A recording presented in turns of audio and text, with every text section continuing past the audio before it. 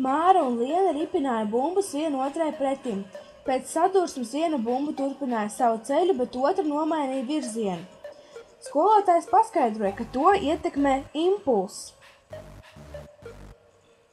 Impulss ir masas un ātruma reizinājums, to mēdz dēvēt arī par kustības daudzumu. Lai palīdzētu meitenēm izprast šo tēmu, viņa nolēma izrēķināt vienu uzdevumu kopā.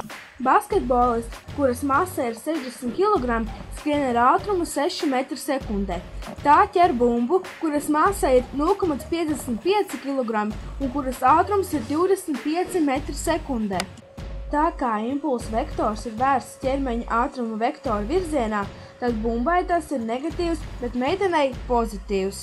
Tā kā bumba ir vieglāka un tai ir lielāks ātrums, tad tai impulss ir liels, un nonākot meitenes rokās, tā viņu nogāž, turpinot savu ceļu.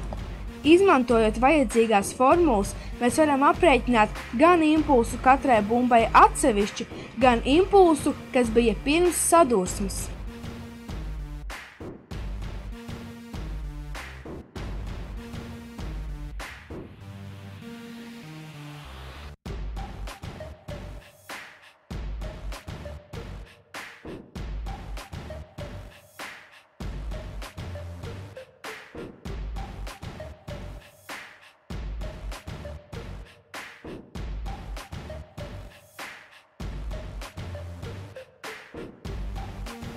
Lai aprēķinātu impulsu pēc, izmantojam formulu m1 plus m2 reiz u, kur u ir beigu ātrums.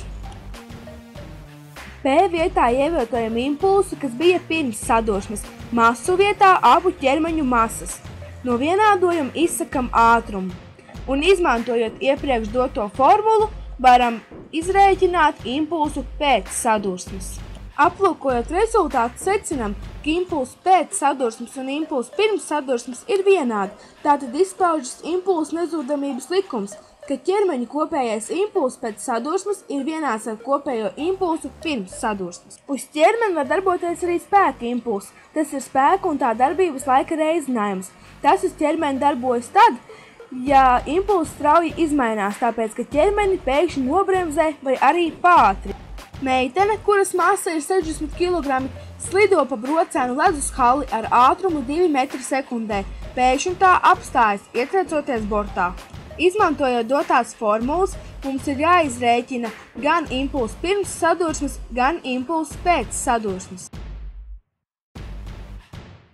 Aprēķinot to, varam izrēķināt impulsa izmaiņu, kas ir vienāds ar spēka impulsu.